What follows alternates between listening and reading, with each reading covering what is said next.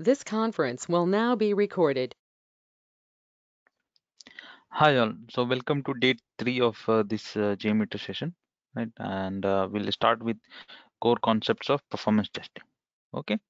So in this first we'll see some definition like what is a server. So mm,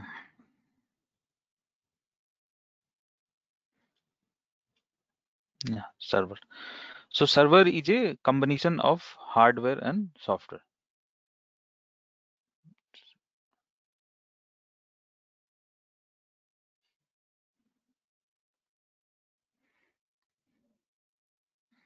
Okay.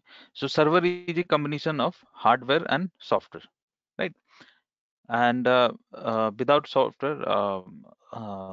hardware the software part will not work. So it means that hope people can hear me, right?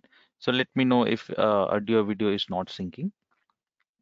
So like how this is our laptop, this is my laptop, right? And our laptop, so that is the hardware part where we see CPU, we see RAM, we see memory, correct? And then we have OS, operating system installed on that, correct? And this is the CPU.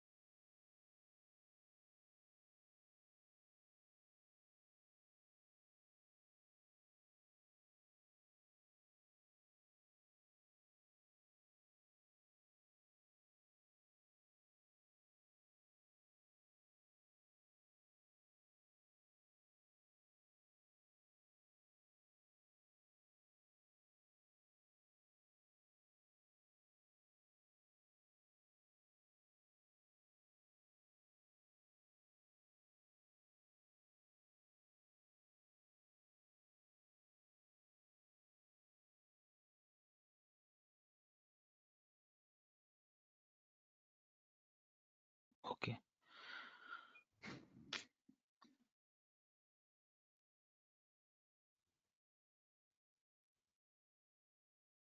Okay. So uh, here, let me draw this diagram again. So we have it's not syncing.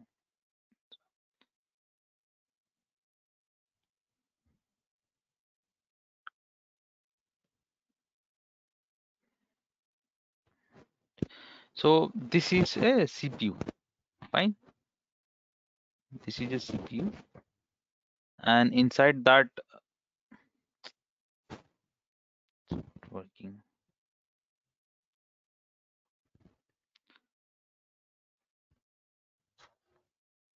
This conference will now be recorded. Okay. So um, this is a CPU. Let us say, right? This is a CPU. CPU. So it has RAM, right? ROM and CPU thing processor, and then inside that we have OS. Correct. We have OS. and then we have inside that we have programs and other thing, right? Programs and other thing. So this is what a structure of a laptop, personal laptop.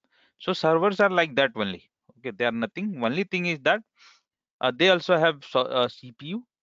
Then they also have um, this OS, right? OS generally Linux or Windows OS, Windows Server. I hope you people have heard, or Linux Server, right? That act as a OS, and inside that files and programs will be there, where the application will be hosted. AUT, right? Application or different components of application will be hosted. Application under okay. Any application, let us say Flipkart, right? Amazon, any application is hosted on that. So that is what server. So now you got the idea what is server. Server is a combination of hardware and software. Fine. Now here any application is generally when we talk about application, when we say that as a application, so both part comes in picture. Okay. We can say that application, or we can say that as a server also. Server. So when it comes in picture, both comes when we say server or application, both part comes in picture, which is the hardware part on which the application is hosted, plus the software install on that of OS and other things, other components install on that. Fine, that is what soft server is. Okay, so this is what the notes little bit about that. Now coming to types of servers. Okay, so in types of server, there are many types of server. You can read web server, app server, DB server. Generally, these are the main servers. Okay, we will be discussing again them later on. Okay, and then we have other server also, like proxy server, mail server, virtual server, blade, right? These things kind of.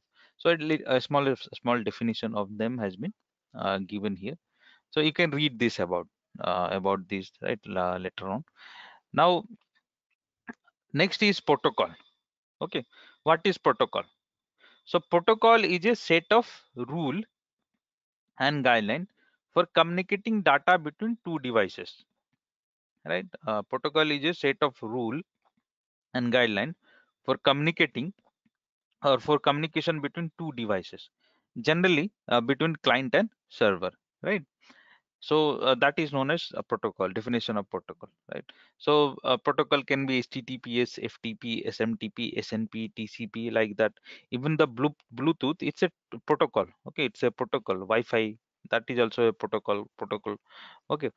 uh, so communication between two devices, right, is known as uh, for happening the communication between two devices, right? For happening the communication between some set of rules and guidelines is needed. So that is what protocol. Okay. Here, when we talk about protocol in performance testing, a protocol generally means communication between set of rules and guidelines for communicating between client and server. Okay, in terms of performance testing, some protocol are HTTP, FTP, SMTP, SNP, TCP, etc. Okay. Now next come to PTLC life cycle. Okay, PTLC life cycle. Performance testing life cycle, PTLC life cycle. So a PTLC life cycle involves 6 to 7 phases, right? What are these phases? First phase is non-functional requirement gathering. Then test strategy or test planning. Then test design or test scripting. Then user load distribution and test execution. Then test result analysis and reporting. Then benchmarking and recommendation. And seventh one is rerunning. Okay, so these are the 7 steps. Now in the step number one, sorry, 7 phases. Now in phase number one, non-functional requirement gathering. So you know that PT, performance testing, is what? It's a non-functional uh, testing, right? It's NFT. If I say it's a non-functional testing, non-functional software testing. Software testing are two part. One is functional and another is non-functional. So performance testing is a part of non-functional testing, right? So whatever the requirement that we gather for testing, for doing the testing from the performance testing point of view, that is known as, that's why that is known as non-functional requirement. Okay. In the functional part, we have many people call that as a BRD, document, business requirement document, BRD document, right? Yeah. Okay. So here that is known as NFR documents or NFR gathering. Right? Now in NFR, what we gather, what we take inputs from the client. So first thing is that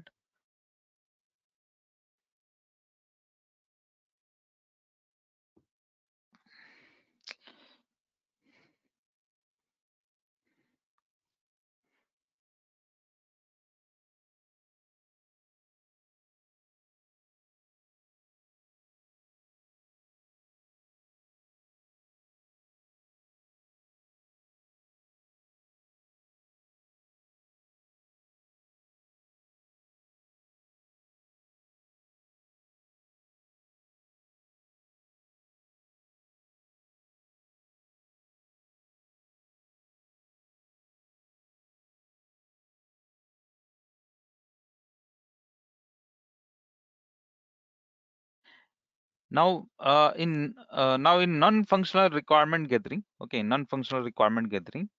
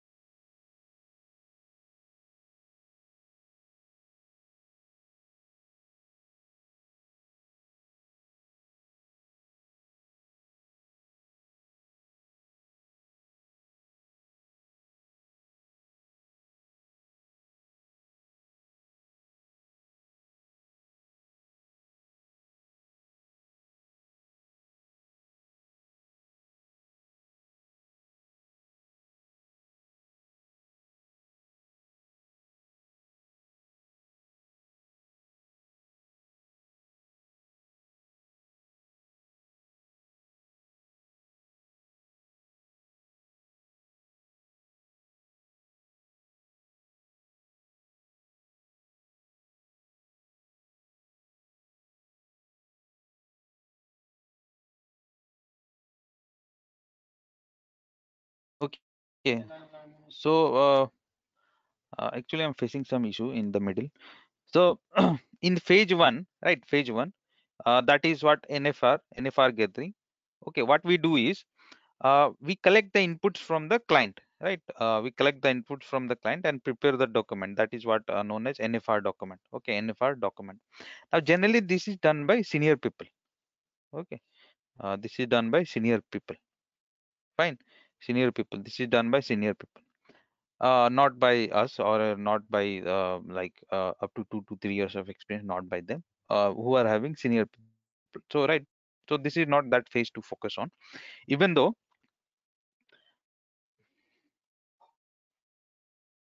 uh, I'll just give a glimpse like what we take in this NFR gathering, what we do.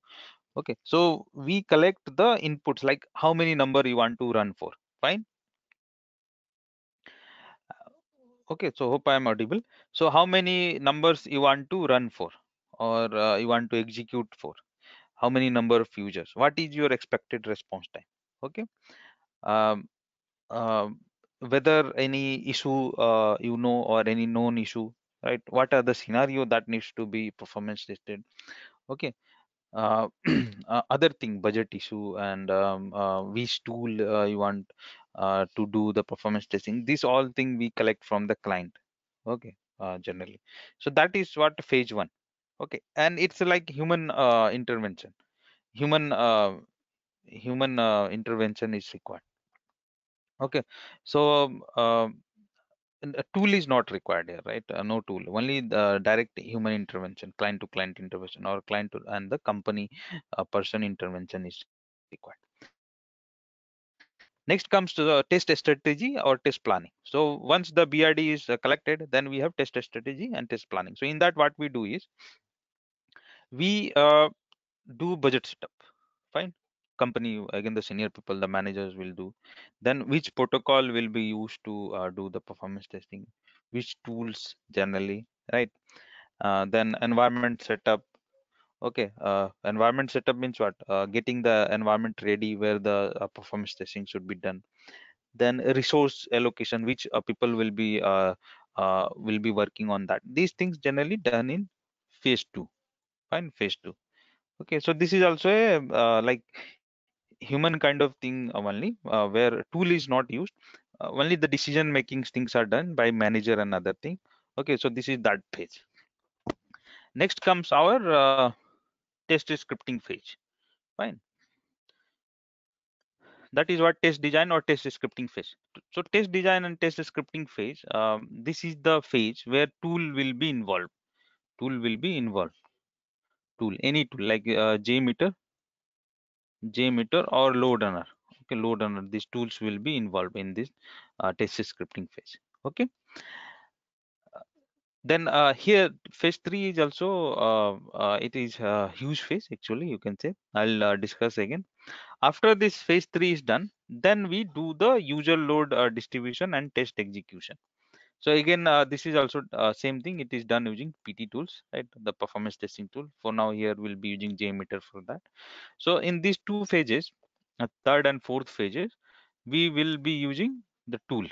Right? We will be using the tool. Tool will come in picture for like JMeter or load runner or load run LR. Correct.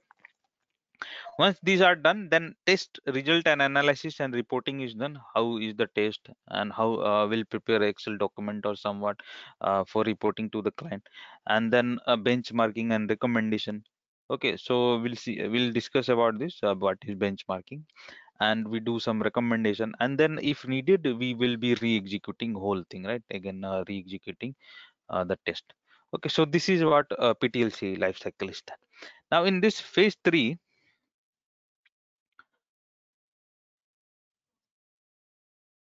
in phase three, okay, that is test design or test scripting. Uh, Here, what we do is phase three. Uh, First, we identify and document the test scenario, or you can say identification and documentation of the test scenario, or user flow, or user story. Okay, and transaction I'll discuss what is a scenario, what is a transaction, or you can say user action or test step or cases, along with critical scenario, feasible and non-feasible scenario. Okay, that are documented, that are identified, and that are documented. Okay, then next step will be in this. This is once this is documented, we will script recording is done. So it's basically recording or capturing the request and response for each transaction or user action on an application for a particular test scenario. Okay. Then once the recording is done, then we'll do a script enhancement. This is a long phase enhancement. Their correlation, parameterization, putting assertion, use of functions, right? Writing some codes, test data preparation, settings the tool, right? Setting the tool, etc. Are done. Correct. And then script replay and debugging or stabilization we do once this enhancement is done. Fine. Now, uh, first we'll discuss about the test scenario. What is test scenario and what is transactions, right? What is transaction or what is user flow or user story or what are test steps? Fine. So coming to the next slide, suppose let us take an example of e-commerce. Okay, e-commerce. Let us me open the Flipkart.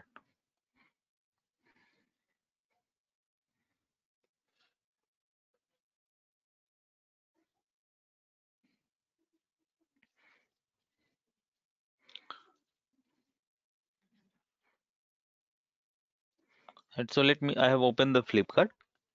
Now, we all know that Flipkart is a platform, right? Flipkart is a platform, okay, where the sellers will sell their product, and buyers will purchase the product. Okay, so there will be multiple scenario on this. So what are the separate different scenario that can be segregated on the Flipkart will be, let us say, one scenario for seller adding the product, right? Seller adding the product. So that is one scenario, right? Now, what are the steps involved in that? What are the steps involved in that? Like homepage, or let me first discuss about this one, then it will be more clear. So let us say one scenario will be buyer buying a product. Okay, buyer buying a product. So whenever a buyer is he needs to buy a product. So what he will do? He will launch the homepage. He will make the login. He will search product. He will add it to cart. He will check out. He will order, check the order summary. He will do the payment and log out. So this is an overview of the transactions. This is what test steps involved in buying a product. Okay. So in real time, if we see, let us say you want to buy something on Flipkart, correct? So what you will do? Suppose you want to buy something on Flipkart, so what you will do? First will be launch, right? You will launch this website, correct? So that is one transaction, home page launch, or one user action. Transaction means one user action, right? UI, one user action we did, correct? And then you will search for something. In the search, you will search for something. Okay. So let us say a laptop or HP laptop, something, or Dell laptop. You will search. Fine.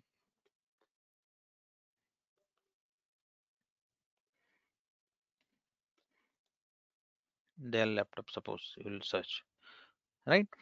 And after this, suppose anyone you like, obviously you like that one. Let us say this one is good one, I believe. uh, Personally, this is the good laptop for now. Okay, as per me, if anyone want to buy, can buy this. Now let us say uh, I'll click on this. Suppose I decided, so I'll click on this. So that is our next transaction or next user action you are doing. So one search, after that we selected one product, and then we selected, clicked on that product. That is the next user action we did. Then we read something over here, and once we read that, I will click on buy now, or we'll click on add to cart, right? Anyone. So that is the next user action we are doing, right? So that user action that we are doing is what the transaction. What is that? Is what known as transaction, correct? And then that is added to cart, and then again we'll click on place order, right? We'll click on place order. Then here it will ask for sign in, correct? Sign in.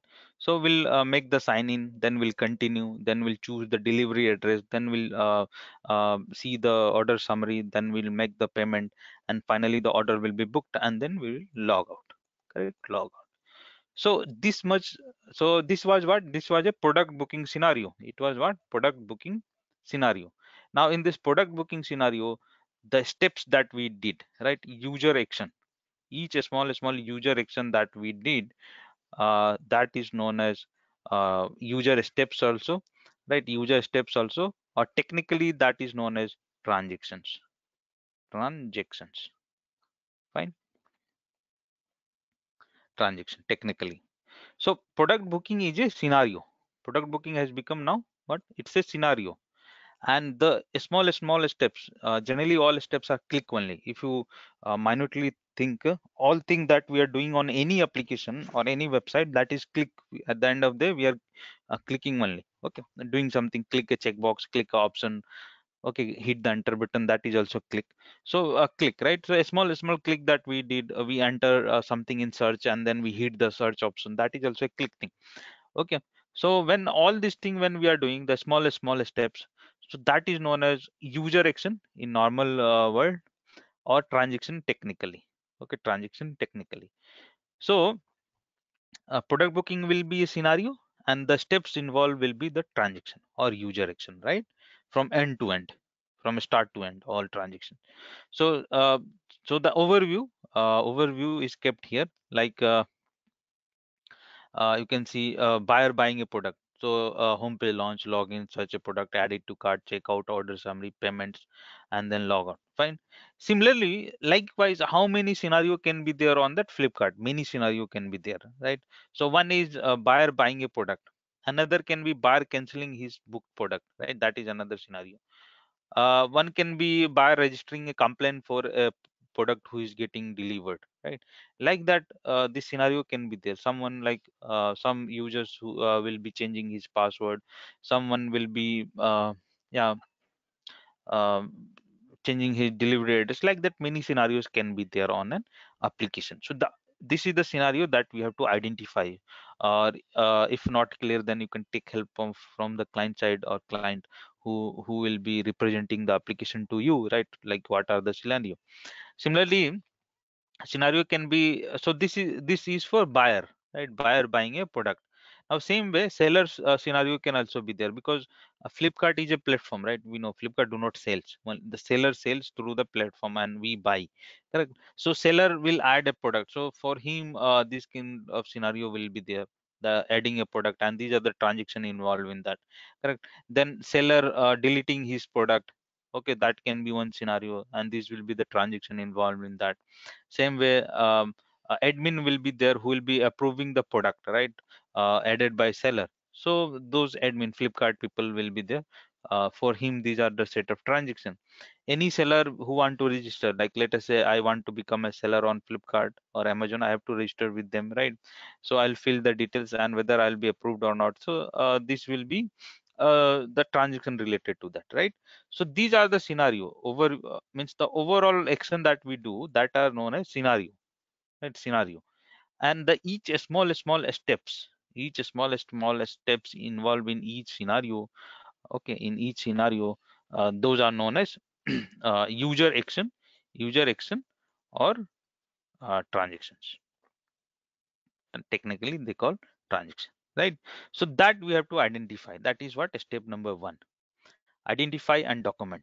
Identify and documentation of the scenario, right? Identification and documentation of the test scenario or user flow or user story, along with the transactions or user action or test cases involved in that, right? Then we have critical scenario also, and feasible and non-feasible scenario also, that also needed, you can document. Critical scenario means very important scenario that is good for the business, that those are known as critical scenario. For an example, uh, uh, let us say banking, right? So for banking, transfer of the amount from one user account is the critical scenario for that, okay? So let us say same for Flipkart, booking a product from end to end, and the payment page and other thing is the critical scenario for the Flipkart or the e-commerce website, because that is going to generate the revenue, right? If anyone books a product through Flipkart, that is where the Flipkart is gaining business, right?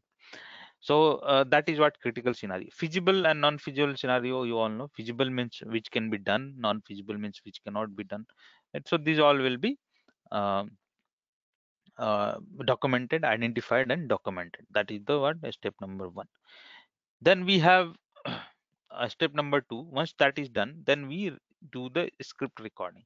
So what it means is, it basically recording, capturing the request and response for each transaction or user action of an application for a particular test scenario. Okay, it means that uh,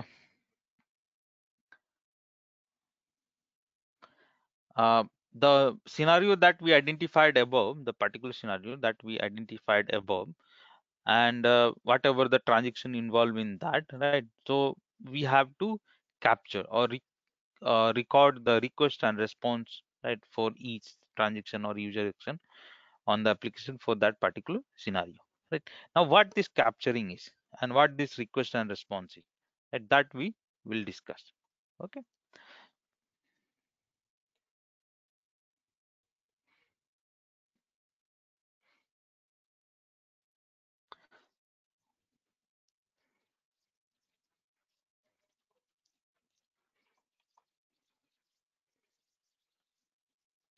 very less people are there actually.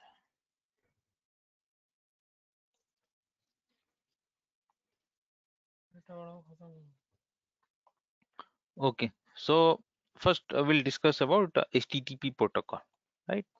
HTTP protocol. So HTTP protocol is one of the protocol. Fine. What is protocol that we just discussed? It's a set of guideline and rules to communicate between client and server. Correct.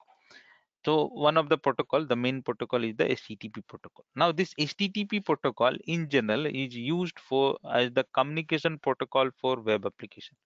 Okay, this HTTP protocol in general is used for as the communication protocol for web application, that is between a user and the application. User means what? User browser and the application. So web application means what? Any application that we use through the browser, right? Any application that we use through the browser is known as web application. So generally a user interacts with the application through what? Browser only, right? If browser will not be there, you will not be able to interact with any application. So that is what a user browser and an application. So the communication that is happening between them, that is known as HTTP protocol. Okay. Uh, Now there are five schema or components for this HTTP protocol. That is request, response, headers, request method, and a status code. So I'll show you everything in detail. Do not worry. Then HTTP protocol is a stateless protocol. It means it doesn't remember its previous state. Okay, and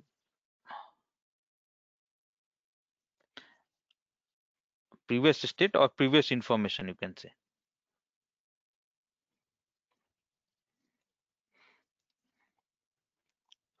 So it doesn't remember. It's a stateless protocol. It means that it doesn't remember its previous information. Fine, previous information. Now come to next point. So a user action or a transaction on a web application generates HTTP HTML request in the form of URL to the server. Okay, to the server. Fine. So what is that? So to discuss that, we'll open a website. First, we'll open uh, a browser. We'll open a browser, and then we'll open the dev tool, or also known as developer tool. Okay, dev tool. Right? How to open dev tool? Just press the F12 button. F12 is the shortcut to open the dev tool on any browser. Fine. So this can be done using this shortcut by pressing F12. So I'll just press the F12. So this is known as dev tool. Fine. The pop-up that has opened on my left right hand side, that you see one window has opened, that window is known as a dev tool. Right. Now in this dev tool there are some tabs are there. You can see over here on the top. So in this first one is the elements tab. Right. First one is the element tab. Generally by default you will be there in the elements tab, and automation people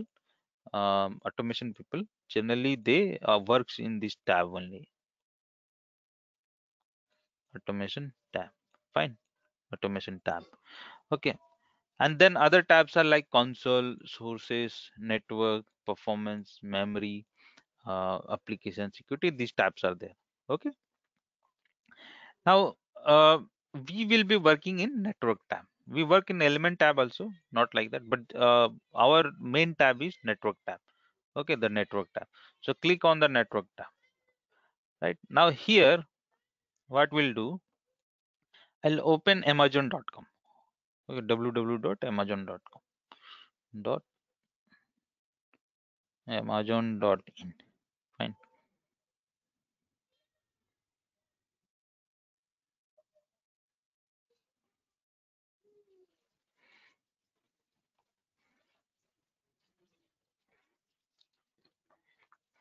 Right. So whenever you open this, you see so many activity happening on this console, on this dev tool. Right. Now, this is the URL. If you see www.amazon.com. Okay. www.amazon.com. Better, I'll show this the same thing in Mozilla Firefox. In Mozilla Firefox, it looks more better. So we'll open Mozilla Firefox browser. We'll press F12. There also F12 is there. Okay. And there also these tabs are there in Mozilla Firefox also. You can see here. Inspector, then console, then debugger, then network. The tabs are there, right? So we are there in network tab. Our tab will be network tab. This inspector tab is same element tab of Google Chrome. Okay, it's same the element tab of Google Chrome. Right now, let me clear this. And what I'll do, we'll open this Amazon.in there.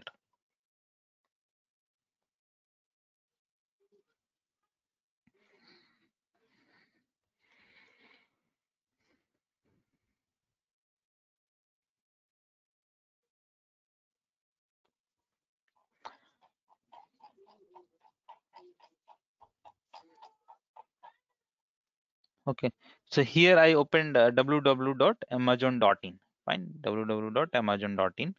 And if you see, it's a initiator, they call it a document, and the type they call it as a HTML. Fine, HTML. Okay. Here we get a little bit better view compared to Google Chrome. There not that many columns are there. Here they are calling that as a document, right? But it's a HTML request. So what I'm trying to show is that a user action or a transaction on a web application generates a HTTP HTML request in the form of URL to the server. Okay, so here what we did, we launched the Amazon.com, right? We launched the Amazon.com. So that is one user action we did. Now this user action generated a HTTP HTML request, right? This HTTP HTML request in the form of URL. This is the URL, correct? This is the URL. Fine. Now in the same way, let me copy this and put it in a notepad.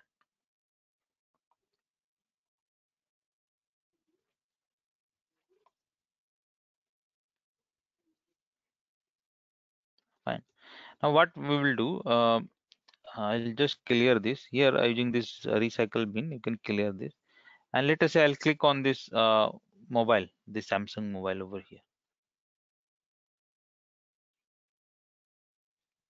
Okay, so when we clicked on that Samsung mobile, a new page came. That if you see, a new page came, and if you scroll above, this is the request. Right? This is the request, HTML request. Okay, HTML request, and if you click on that, you can always click on that, and we will expand it a little. So this is the URL. Okay, the request generated this URL. I'll just copy that and put it here. Yeah. You can match this in the things happening in the address bar also. Right? This is the address bar, correct? And this URL, if you see, they are matching. Fine, fine. They are matching. Correct. So now what we did, the next concept what we understand is, again same thing. I clicked on that mobile, and that mobile generated a HTTP HTML request in the form of URL to the server. Fine. So here mm, this URL, right? So we clicked on that mobile, and that mobile generated a HTTP HTML request. You see, this is the HTML request in the form of a URL. This is the URL to the server, and in the response we get something, this page, right? This page, right? Now like same way, what we can do is we can click somewhere else. Suppose notify means, okay, this mobile is yet to come, it's not coming. So suppose I'll click uh, I'll click on this notify me for an example. Okay, so when I'm clicking on notify me, next page is coming, right? Now we'll go there, and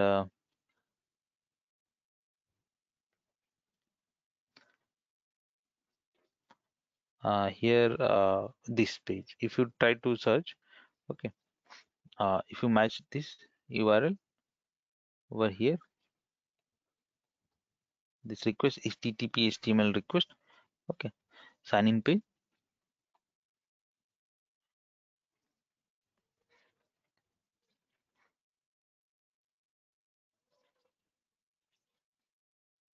So I'll just copy from above. Okay, We'll just copy from our and just I'll put it here.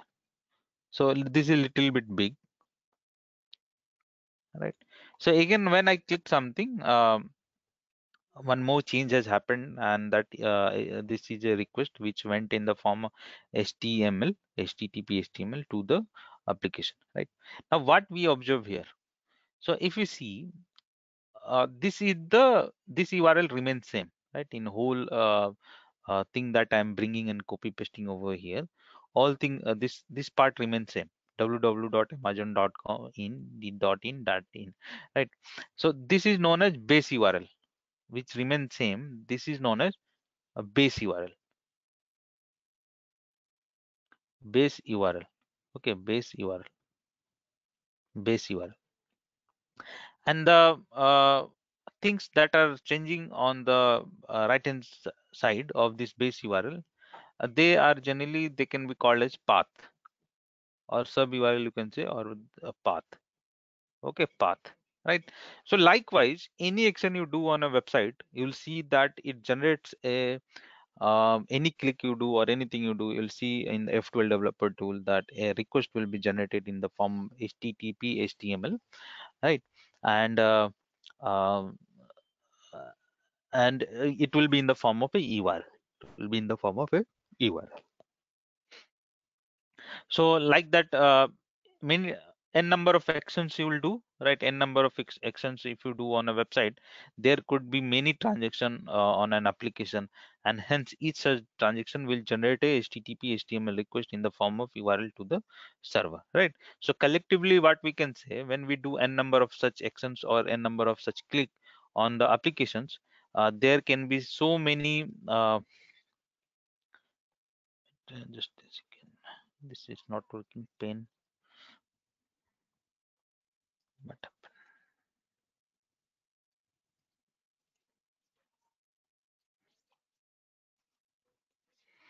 okay, so collectively, if you say, so whenever we will do n number of actions on a website, so there will be n number of URLs on an application. Okay, there will be n number of URLs on the application.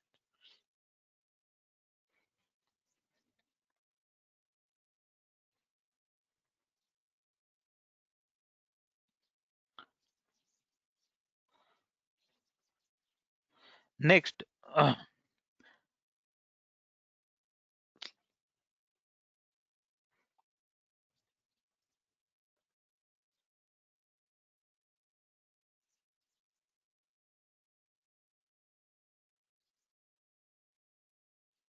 okay, so next concept is wait,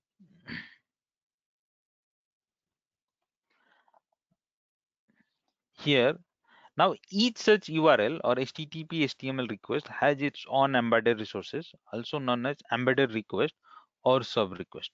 Fine, each such URL. So again, if I take you back, let us say,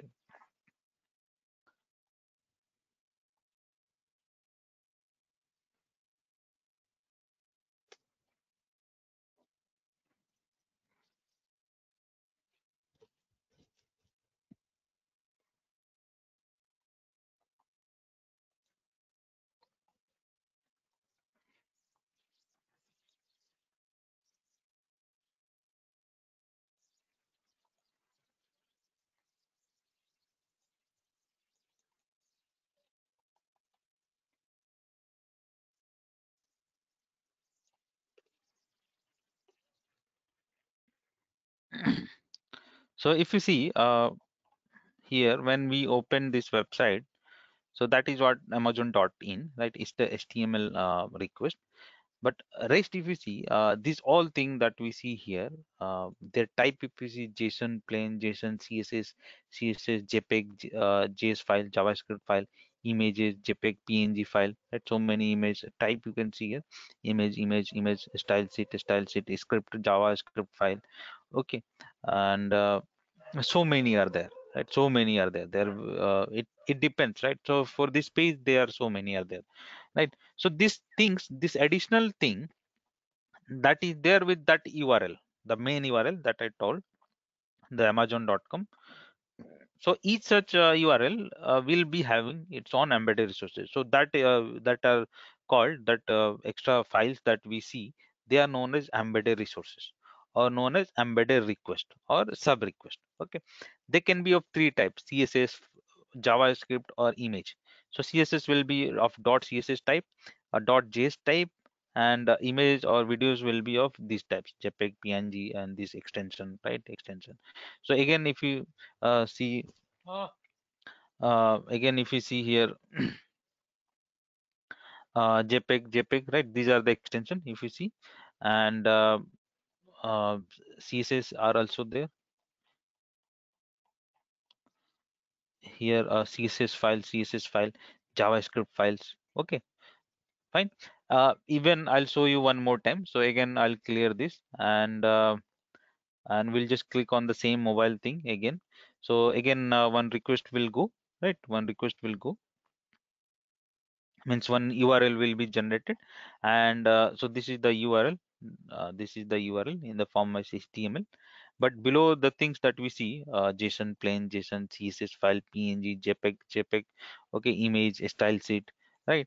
So these will be known as its embedded resources. These will be known as its embedded resources. Fine, embedded resources for this request, this HTML request, for this uh, right, CSS, JPEG, right? So many are there, on this page if you scroll. Correct. So so this uh, so each such URL will have its own embedded resources, or also known as embedded request or sub request, right?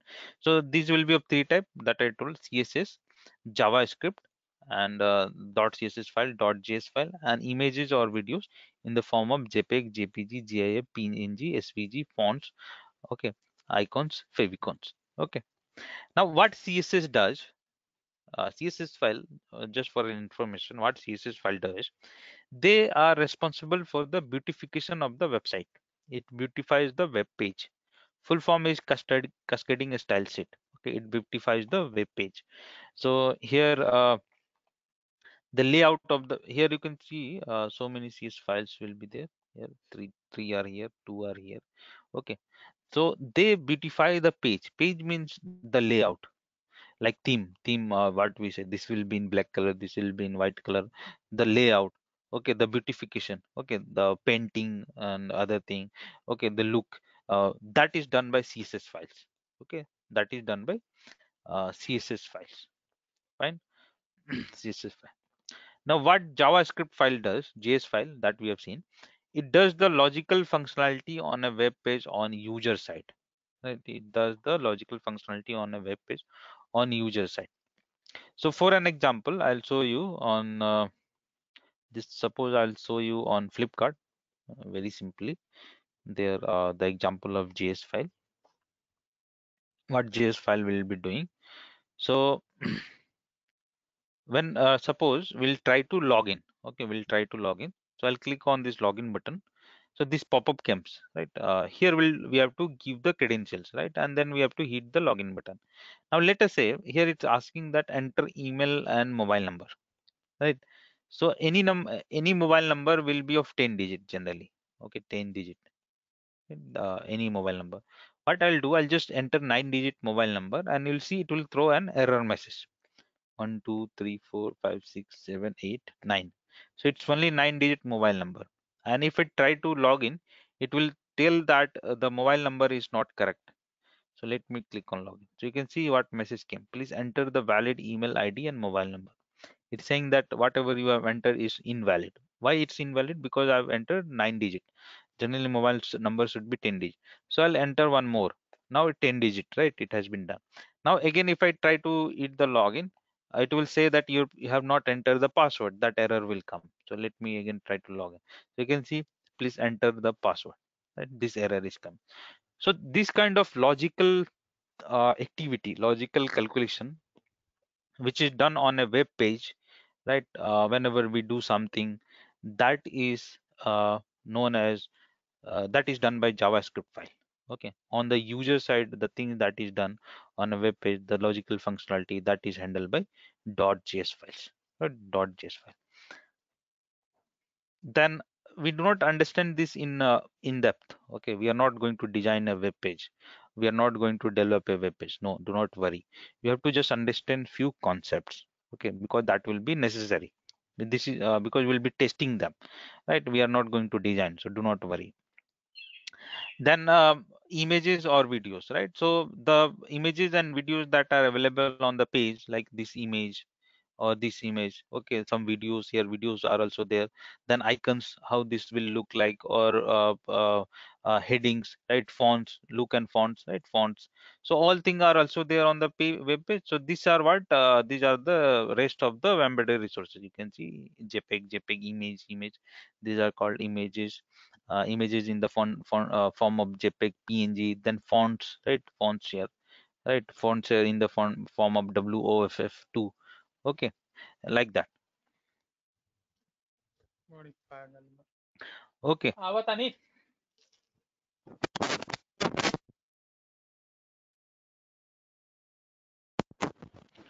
right. So rest of these things are the embedded resources which which consist of image and videos. Okay, fonts, icons. Okay, these things. These embedded resources are also known as non-HTML resources. Okay, these embedded resources are also known as non-HTML resources.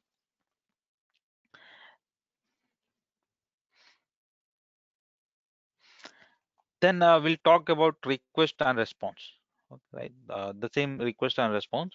So we have just seen that each user action, right? Each user action or a transaction will generate a HTTP HTML request in the form of URL. So this acts as a request to the server, right? This acts as a request to the server, correct? And each such request has sub request in the form of embedded resources, right? Or embedded request, right? That we have understood. Now this URL which acts as a request, basically definition will be yeah, so the URL will act as a request, simple, very simple, right? That acts as a request. Okay, and then we have a response, right? Response. So what will be response? Response is the data sent by the server back to the user in reply of his sent request, correct? It means that we have just sent www.amazon.com, so that will go as a request in the form of URL, correct? In the form of URL. Now server has returned you the page of the amazon.com home page. So that response, which is that thing that is coming from the server side, is known as response, right? Response, fine. Now next is this request, right, that goes from our side in the form of URL is divided into two parts, right? That is request body and request headers. Okay, this is divided into two parts: request body and request headers. So before we go there, mm, okay, I'll explain. So remember that request is divided into two parts. Okay, request body and request headers, and response is also divided into two parts: response body and response headers. Fine. Now request body is the generally in the form of URL that is sent as a request to the server. Sometimes these requests are also consist of data, form data or user inputs, or some uploaded files, right? That makes the request body. So again, we'll visit. Suppose only first, what we'll do.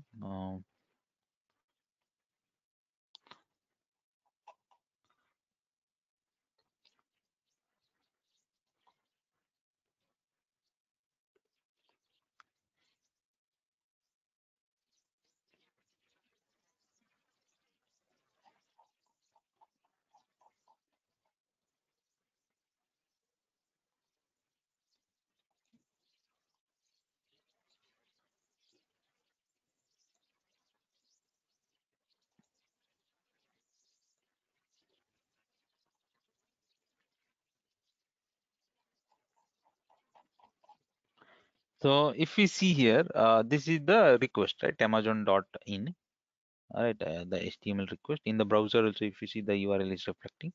Now we'll click on this. So here it's showing the request, right? The request www.amazon.com, and just a second,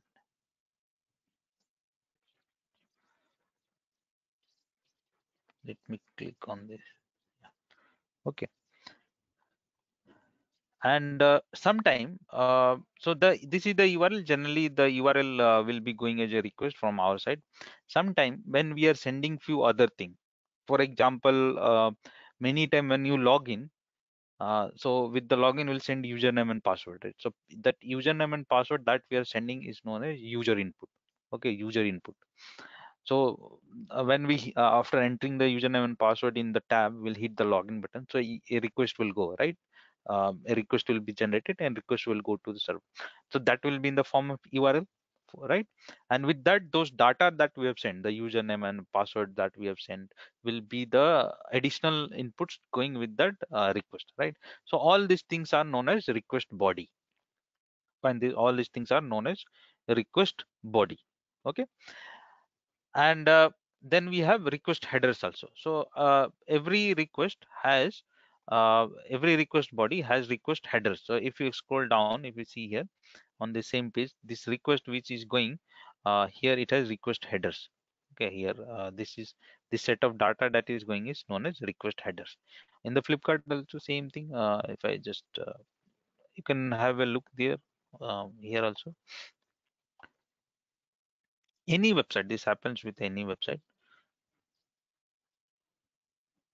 because these are the schema of the HTTP protocol, right?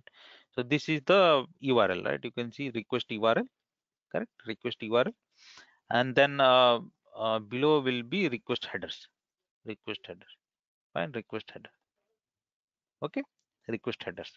Now the response which so a request is divided into two part, the URL, and if you are sending some form data or user input, that will be known as request body, and it has request headers also. Both thing comes known as request. Then we have a response. So a response also divided into two parts, response body and response headers. Now what is the response body? So response body is the response data written by the server in text or HTML format, right? This response data is rendered or processed by our browser, which make the web page looks beautiful. Fine. So that is the response. Now this response means when this request went, right, here you can see, let us say for Flipkart request URL, when it went to the server has sent us the response, right? Now response also consists of two parts. One is response body and one is response header. You can see here, right, response header. Now that response body is in the form of code format or text format. Fine. Why didn't came? When they will be loaded. Right, so the response which is coming is in the form of text format or code format. We call them as a text format and the code format. See, so I just click on the response tab and you can see this is the code and this is the code, correct? If you want to have a look, just right click on this page anywhere and you will see in view page source option will be there. If you click on that, you will get the coding, the HTML coding using which that page is designed. Fine. It will open. It is very big, so it will take time. Okay, so the coding here you see, this is the coding using which this page is designed, right? So if you think that uh, this is the response comes in this format to us, then you are wrong. Okay, response comes in the form of this code format. Okay, code format or the text format, right? Server sends this to us. Now when it sends this to us, then it is beautified, it is processed. Okay, remember, when it comes, it is then rendered or processed by our browser. That is the work of browser. That's why we are using browser, which makes that page looks beautiful. Okay, which makes that page beautiful, right? And then it will make this page like this. Fine. It happens everywhere in the Amazon also. This was the request, right? And if you go to the response,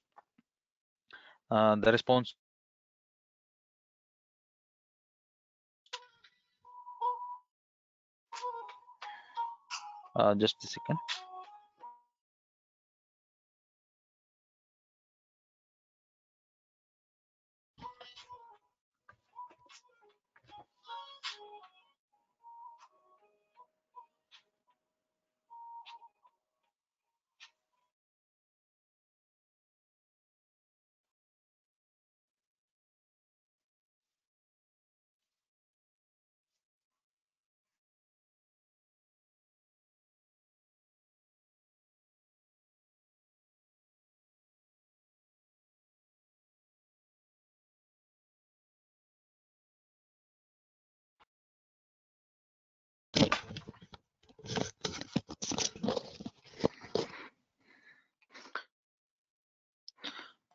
Okay, so in Amazon, here it is in form of preview, right? So that's why it's showing in the in that mode only. But I think if I click and response payload, I'll click. So let's see the code, right? That is the code. Then or another way that like the same thing that I told. You can do what? You can right click over here, and then you can click on view page source. Fine, view page source, and its code will be shown to you. So every response which comes from server side to us has this code, and when this code, or we call it as a text mode also, or text format or code format, when it comes to us, then our browser make it beautiful, and then this page looks beautiful. Any page, any response, right? For any request you are sending, correct? Now again, this response has two parts. As I said, the one will be the response body, which is this code, and one will be response headers. Okay, one will be this response headers. You can see here. Fine. Next, we'll talk about uh, so we'll just talk about the request header and response header, a small definition. So these are the additional first request header. So these are the additional information which goes to the server with the request body from the user end, basically from the browser, right? So the examples can be like accept encoding, accept language, catch a control, connection, cookie, JSON ID, some token values, host, referrer, user agent, right? Each request body has request header. Fine. So you do not have to remember anything. Just few thing you please remember. So here, if I scroll, so this is the request for Flipkart homepage, right? www.flipkart.com, and below you'll find the request headers, right? Below you'll find request header. So do not worry about the value. No need to worry about the value.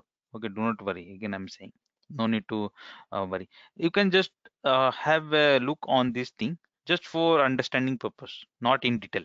No need to worry. Okay, we do not go in that detail, just for understanding. So if you name, if you see accept encoding, language, cache control, connections, cookie, right, user agent, these are few you can remember if you wish, for a better enhancement of ourselves only. Few of the this value, a few of the names you can remember, right? But generally it is for understanding only. Okay. So user agent means it tells few. I'll tell. User agent means it tells the server that which tool is used to communicate, right? Which kind of browser is used to communicate. Then a language, which kind of language is used to communicate, right? Then some cookie will discuss tomorrow what this cookie are. They are in the form of some numbers. Okay. Then accept, right? Accept means the format, right? That's what I told. The format that we have seen, the response it is accepting in text slash HTML, XHTML, right? XML. These are the language in using which the code is designed, the code that we have just seen, right? So these are the things available over here. Okay, in the request headers. Same way we have response headers, right? Response headers.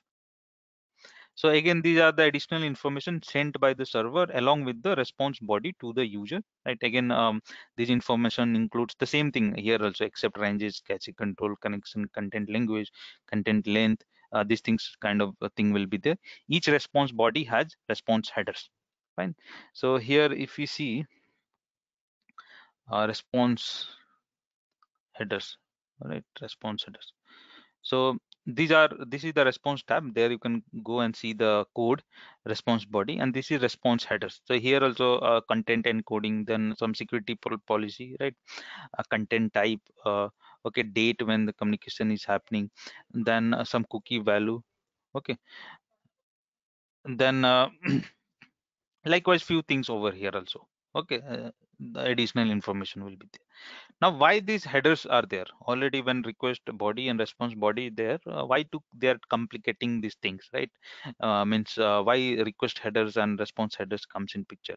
So request and response header makes each user action or each request unique to the server, so that server can recognize that request uniquely, right? Out of so many same request, okay, and sends back the correct response. So major role of request headers and response headers are to recognize you. It means that let us say you also open Amazon.com, right? And parallelly, I'll say in your laptop, in one browser, you open Amazon.com. In another browser, you open same Amazon.com. There you search Nike shoe, and here you search Adidas shoe, and never the communication happens wrong, right? Like here you are searching Nike, you are getting Adidas, or here you searching Adidas, you are getting Nike. No, because of these headers responsible, which are attaching the information with the request that you are sending and the response that is coming, right?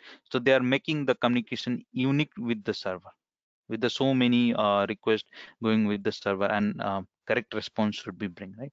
So so this is what one of the schema of HTTP protocol, right?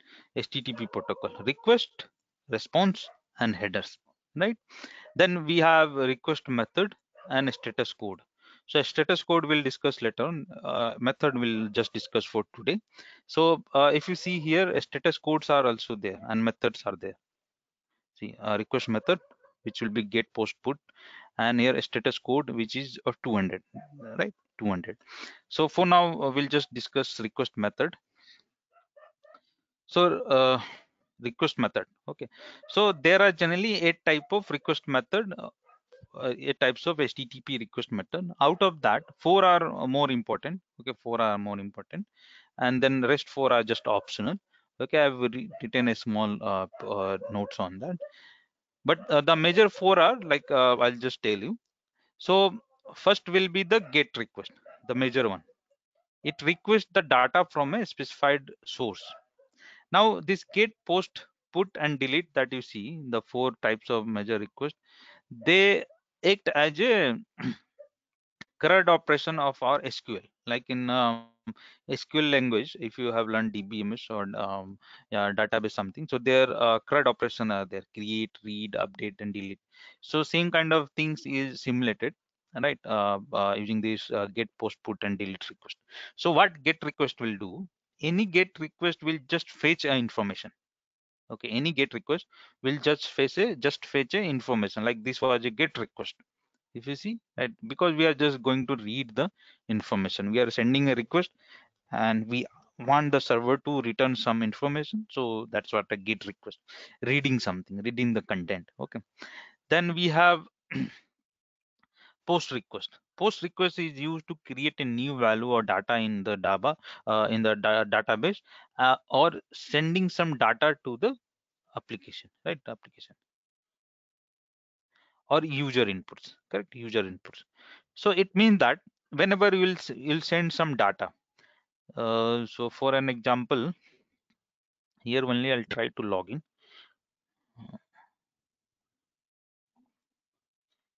Suppose something with wrong credential also, even if I try to log in, 2 5 6 7 8 9 10, something I'll give, okay, try to log in. Since the credential is not correct, so here it's saying you are not registered, ignore that. Let me see this request here. Okay, 406. If you see, this is what request payload, username and password going. Right? This is what username password I forward. So this is a part of user request body, right? Along with the request, which is above here. This is the request. Along with that, this is what I send user input is also part of request body. And what kind of request it is? If you see method, it's a post method, correct? Post method. Fine. So whenever we send some data to make a changes in DB or sending some inputs, that will be a post request. Then put and delete. Put and delete. Put you will very rarely get. Delete you can get, right, most often. But put generally when we update an existing value in data, so those requests will be put request. Okay, it's of update type. CRUD, right? CRUD update. So put means suppose you want to change your password. So existing password is already there in DB. Now you want to update that. So it can be a put request. Okay, because updating a value. And if you want to delete a record, then that will be a delete request. Okay, delete something from a DB. So that will be delete request. Okay. Now in this, most often you'll get will be get or you'll be getting the put post request, right? Post. Other four are also there. So these are optional. So these are the 8 types of request methods of HTTP protocol. Okay, or types. So for today, we'll recite on this, right? I'm forming a batch, right? So let's see how many are coming. So that's why we are doing a little small sessions, right? So please confirm if you want people want to join. Okay. So thank you.